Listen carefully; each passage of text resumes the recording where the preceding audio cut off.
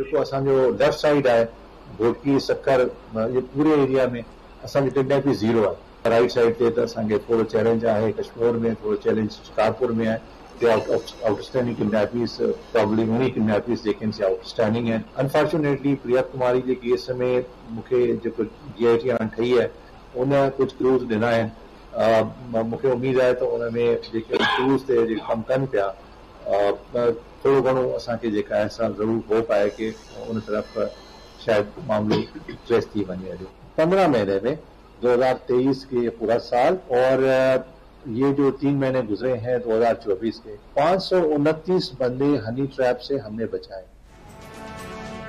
कंदकोट घोटकी ऐं सखर में अगवा जूं वारदातूं बुड़ी आहिनि।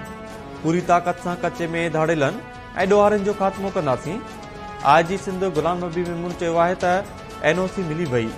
पुलिस खे जल्द जदीद हथियार ख़रीद करे ॾिना वेंदा। माण्हुनि खे अगवा कंदड़ ऐं हथियार खणंदड़नि ख़िलाफ़ कार्रवाई थींदी। कंदरकोट में अमन अमान बाबति इजलास जी सदारत बाद मीडिया सां ॻाल्हाईंदे IG सिंध चयो त प्रिया कुमारी मामले ते JIT कमु करे रही आहे। उमीद आहे त निंगरी जल्द बाज़ियाब थींदी। कराची में अमन अमान जी सूरताल बहितर आहे। रात जे वक़्त बि होटल ऐं कारोबारी मर्कज़ खुलियल आहिनि।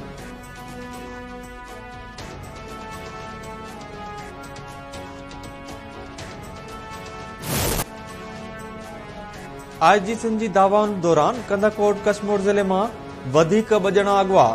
धाड़ेलनि पारां तंगवाणी मां अगवा थियल 3 मुगवियुनि जी ज़ंजीरुनि में जकड़ियल वीडियो जारी। कश्मीर जे इलाइक़े गंडीर शाख वेझो शुहारा पुल वटां हथियारबंदनि हथां मुबैना तौर पीउ पुटु अगवा। हथियारबंद सिराज अहमद गोलाटो ऐं संदसि मासूम पुटु शेरार अहमद खे अगवा करे विया। करमपुर जे ॻोठ नज़ीर बिजाराणी वटां अगवा थियल अली शेर शेख, सोराब शेख ऐं मीर खान शेख जी ज़ंजीरुनि सां ॿधी तशदुद वारी वीडियो वायरल। धाड़ेलनि हिक मुगवी खे मुबैना तौर गोली हणी ज़ख़्मी बि करे छॾियो। सखर जे संगरार वारे इलाइक़े मां प्रिया कुमारी ऐं मोहम्मद रमज़ान बि अगवा थियलनि में शामिल। जंग जी बाज़ियाबी हिन वक़्त ताईं अमल में न आई।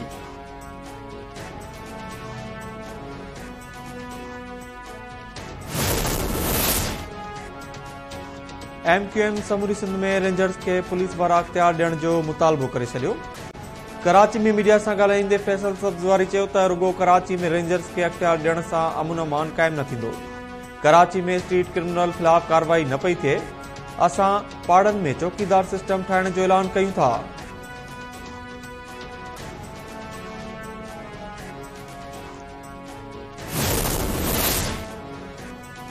सिंध हुकूमत खे बदअमनी निगरान हुकूमत खां विरसे में मिली आहे। MQM जो बयान पुलिस अलकारनि जो हौसलो ख़राब करण जी कोशिश आहे। MQM जो मक़सद ॾोहारनि खे फ़ाइदो पहुचाइण या पुलिस जो हौसलो ख़राब करण आहे। सीनियर सूबाई वज़ीर शर्जिल इना मेमण MQM अॻवाननि जी प्रेस कॉन्फ्रेंस ते रद्दअमल में चयो आहे त फोर्सेस खे तकरारी बणाइण सां अमुन खे नुक़सान पहुचाईंदड़नि खे फ़ाइदो थींदो। तनक़ीद मुल्की सलामती ऐं इस्तेहकाम लाइ नुक़सानकार साबित थी सघे थी। अवाम जो तहफ़ुज़ अवलियन तरजीह आहे। समूरा स्टेक होल्डर अमुन लाइ इदारनि सां गॾिजी कमु कनि। सूबाई वज़ीर नासिर हुसैन शाह जो चवणु आहे त सिंध हुकूमत जी अवलियन तरजीह हर सूरत में अमुन अमान जी बहाली आहे। वॾे वज़ीर IG ऐं एडिशनल IG कराची खे अमुन अमान जी बहाली लाइ हिदायतूं ॾिनियूं। कराची में पुलिस ऐं रेंजर्स स्ट्रीट क्राइम जे ख़िलाफ़ कार्रवाई कनि पियूं। सुठी साख वारो IG लॻाइण ते ख्वाजा इज़हार खे एतिरो बुरो छो लॻो? उहो सम्झ खां ॿाहिरि आहे। हू इत्मीनान रखी हुकूमत सूबे में अमुन अमान जी सूरत हाल बहितर कंदी।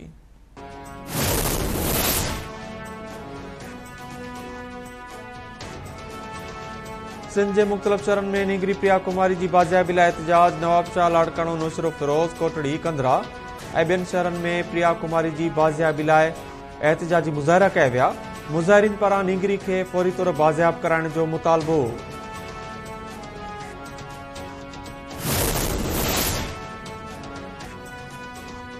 बिशाम में चीनी इंजीनियर्स खे खणी वेंदड़ गाॾी बुलेट प्रूफ ऐं बम प्रूफ न हुअण जो इंकशाफ। मार्जिबल चीनी इंजीनियर्स में हिकु औरत बि शामिल हुई।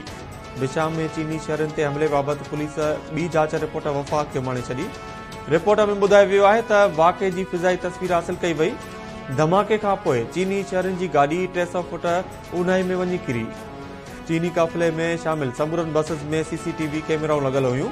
आपघाती बमबार जे इस्तेमाल हेठि गाॾी जा टुकड़ा हासिल कया विया आहिनि।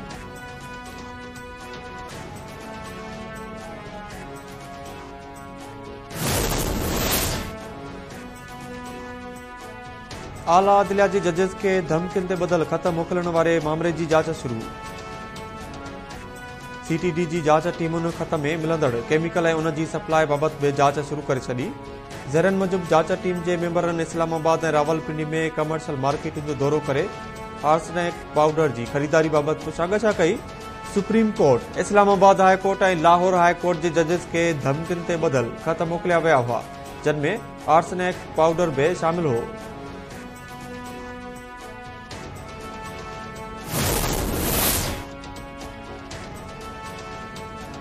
सदर आसिफ अली ज़रदारी जी तुर्किया जे हममुनसिब रजब तैयब उर्दुगान के पाकिस्तान जे दौरे जी दावत।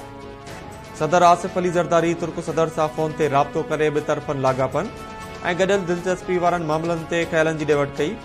मुख़्तलिफ़ शोबनि में लाॻापन खे वधीक मज़बूत करण जी ज़रूरत ते ज़ोर। सदर आसिफ अली ज़रदारी तुर्किया सदर खे ईद उल फितर जूं अॻुवाट वाधायूं ॾींदे नेक ख़्वाहिशुनि जो इज़हार बि कयो।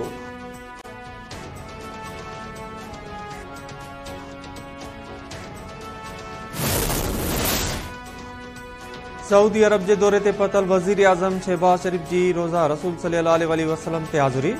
मुल्क जी तरक़ी ऐं ख़ुशहाली लाइ दुआऊं घुरियूं। वज़ीर आज़म दौरे दौरान सऊदी अरब जे वली अहद शहज़ादा मोहम्मद बिन सलमान समेत ॿी क़यादत सां अहम मुलाक़ातूं कंदो।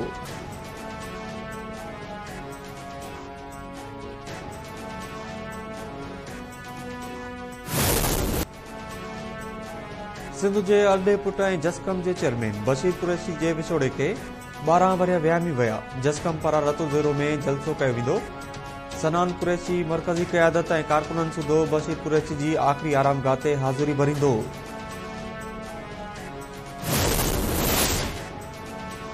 सखर वेझो बागड़जी जे कचे मां धाड़ेलनि हथां अगवा थियल 3 ॼणा बाज़ियाब। पुलिस तरफ़ां जानिब शाह जावेद ऐं ज़हूर शाह खे मुक़ाबले दौरान बाज़ियाब कराइण जी दावा। पुलिस जो चवणु आहे त टिनी नौजवाननि खे रजू अतराणी टोले अगवा कयो हो।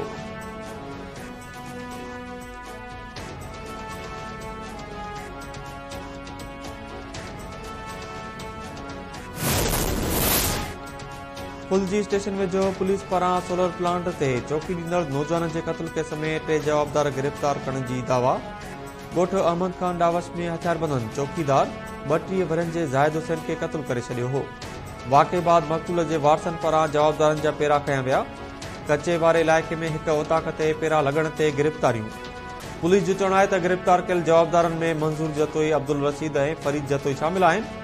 ज़ाहिद हुसैन जे क़त्ल केस में अहम अॻभराई थी आहे। मक़तूल जे वारसनि जी निशानदी ते जवाबदार गिरफ़्तार कया।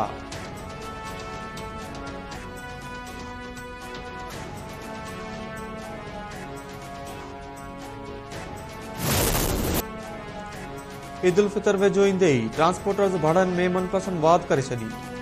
कराची मां अबाणे इलाइक़नि ॾांहुं ईद मल्हाइण लाइ वेंदड़ मुसाफ़िरनि खां ॿीणा किराया वसूल। मुसाफ़िरनि दायो त ट्रांसपोर्टर्स मनपसंद भाड़ो वसूल करे रहिया आहिनि। खेनि रोकण वारो केर बि न आहे।